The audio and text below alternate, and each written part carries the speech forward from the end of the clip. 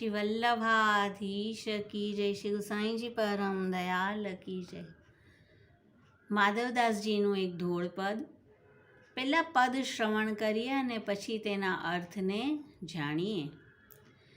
શ્રી વલ્લભ વિઠ્ઠલ હરિનામ જાણ્યા, તેણે સર્વસ્વ ખોયું રે। શું લાવ્યા શું લઈને જાશું, વારંવાર વહેવાયા રે। પુષ્ટિ માર્ગમાં જે જન આવ્યા, વિશ્વાસે ન વળગ્યા રે। સાધન સર્વે છૂટી જાશે, હરિથી રહેશે અડગારે। સેવાનું ફલ સેવા થાશે, ઋતુ પ્રમાણે મેવા રે। સંપત પ્રમાણે સમર્પી લેજો, તેનું નામ તો સેવા રે। સેવા કરશે ને પાખંડ ધરશે, તે અથડાતા મરશે રે। ભાવ વિનાશે ભક્તિ કરશે, તે પથ્થર કેમ તરશે રે।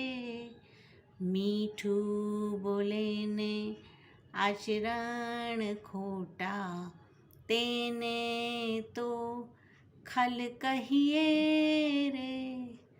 માધવદાસ તો એટલું માંગે, તેનો સંગ નવ કરીએ રે। શ્રી વલ્લભ વિઠ્ઠલ હરિનામ જાણ્યા, તેણે સર્વસ્વ ખોયું રે। ધોળપદમાં માધવદાસજી બતાવી રહ્યા છે કે જેણે શ્રી વલ્લભ શ્રી વિઠ્ઠલને હરિ એટલે કે પૂર્ણ પુરુષોત્તમ નથી જાણ્યા, તેણે તો સર્વસ્વ ખોયું। શું લાવ્યા શું લઈને જશો? જ્યારે આપણે પુષ્ટિ જીવ તરીકે અહીંયા આવ્યા અને એક છોટી સી ગાંઠી આપણી હતી, પણ જ્યારે અહીંયા આવ્યા અને એવા આપણે આગળ વધવાને બદલે અહીંયા કોઈના દોષ જોયા, નિંદા કરી, દ્વેષ કર્યો, તો માનો એ ભાવરૂપી ગાંઠીને આપણે ખોઈ બેસશું અને શું લઈને જશું? વારંવાર વહેવાયા રે, ફરીથી જન્મ મરણના ચક્રમાં આપણે ફરવું પડશે। પુષ્ટિ માર્ગમાં જે જન આવ્યા, યદિ પુષ્ટિ માર્ગમાં આવ્યા છે, ભલે આપણી કોઈ પાત્રતા હોય કે ન હોય, પણ વિશ્વાસે ન વળગ્યા રે। વિશ્વાસ સૌથી મોટી વસ્તુ છે। તો સાધન સર્વે છૂટી જશે, તે જીવના બધા જ સાધન છૂટી જશે। અને સાધન એટલે શું છે? ભગવત સેવા, તે જ તો આપણું સૌથી મોટું સાધન છે। હરિથી રહેશે અળગારે। દામોદરદાસ સંભલવાળાના પત્ની કે જ્યારે દાસી કહે છે કે મેં વા ડાકો ત્યાં સો પૂછી આવ કે બેટા હોયગો કે બેટી હોયગી, અને વાને વાકો બરજી નાહી, તો મ્લેચ્છ પુત્ર થયો છે। અને પછી ભગવત સેવા બી છૂટી ગઈ અને હરિથી દૂર રહ્યા છે। સેવાનું ફલ સેવા થશે। આપણા માર્ગમાં તો સાધનરૂપી પણ સેવા છે અને ફલરૂપી પણ સેવા જ છે। ઋતુ પ્રમાણે મેવા રે, પણ એક ઋતુમાં આપણે કંઈ પણ કરી રહ્યા હશું શ્રી ઠાકોરજીના મનોરથ, અને શ્રી ઠાકોરજી તેમાંથી આપણો પ્રવેશ ક્યાંક મેવા એટલે ફલ, એટલે કે બીજા કોઈ ફલનું પણ આપણને દાન કરી દેશે। જેવી રીતે એક કીર્તન છે, मैया मैं तो चंद खिलौना ले हूँ, અને આજે લાલન ચંદ ખિલોનાનું મૈયાને માંગી રહ્યા છે, જીદ કરી રહ્યા છે, મૈયા સમજાવી રહ્યા છે.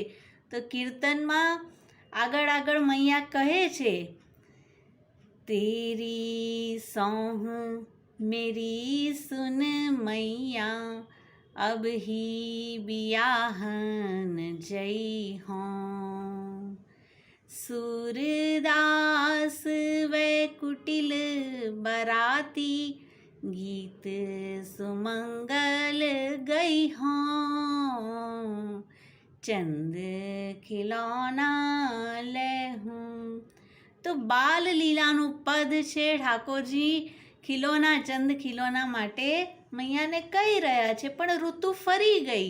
હવે તો શ્રી ઠાકોરજીનો બ્યાહ આવી ગયો. ઠાકોરજી કીધું અબહી બિયાહન જઈ હો. અને સૂરદાસજી આપણા જેવા બધાને લઈને, ચાહે પાત્રતા હોય ન હોય, બધાને બરાતી બનાવીને શ્રી ઠાકોરજીના બ્યાહમાં સંમેલિત કર્યા. તો એક ઋતુ ચાલી રહી હતી બાલ લીલાની, પણ એમાંથી પ્રવેશ કરાવી દીધો શ્રી ઠાકોરજીના વિવાહ ખેલમાં. સેકન્ડ એક્ઝામ્પલ, ललित लाल को सहरो जगमग रयोरी जगमग रयोरी माई, नव दुल्हनी राधिका दूल्हे श्याम दूल्हे श्याम कन्हाई, कुंज महल में हिंडोरना. શ્રી ઠાકોરજીનો સહેરોનું એટલે કે બ્યાહનું પદ છે. અને યુગલ સ્વરૂપ જેના હમણાં જ બ્યાહ થયા છે એને સખીઓ લઈને કુંજ મહેલના હિંડોરામાં ઝુલાવી રહ્યા છે. મીન્સ કે એક ઋતુ ચાલી રહી હતી બ્યાહની, અને તેમાંથી પ્રવેશ કરાવી દીધો હિંડોરામાં. તો અલગ અલગ ઋતુમાં અલગ અલગ ફલનું શ્રી ઠાકોરજી દાન કરી જ દેશે. સંપત પ્રમાણે સમર્પી લેજો, જોજો બરાબર કે તમારું મન, તમારો દેહ, ઘરના બધા દૈવી છે કે નહીં, શ્રી ઠાકોરજીને લાયક હોય તેનું સમર્પણ કરજો. બધાને પકડીને કે જીદ કરીને શ્રી ઠાકોરજીમાં પ્રવૃત્ત નહીં કરતા.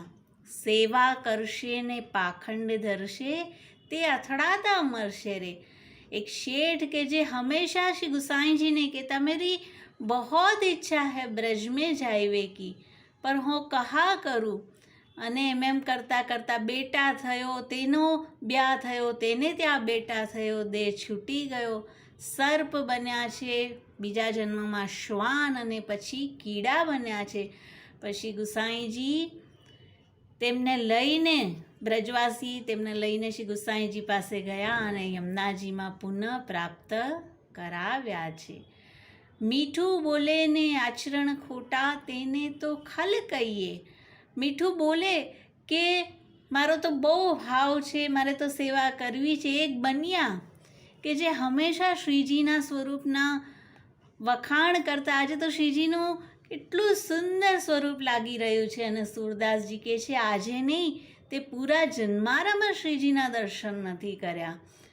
તો સૂરદાસજી તેને પણ શરણે લાવે છે. તો અહીંયા કહે છે, માધવદાસ તો એટલું માંગે તેનો સંગ ન કરીએ રે.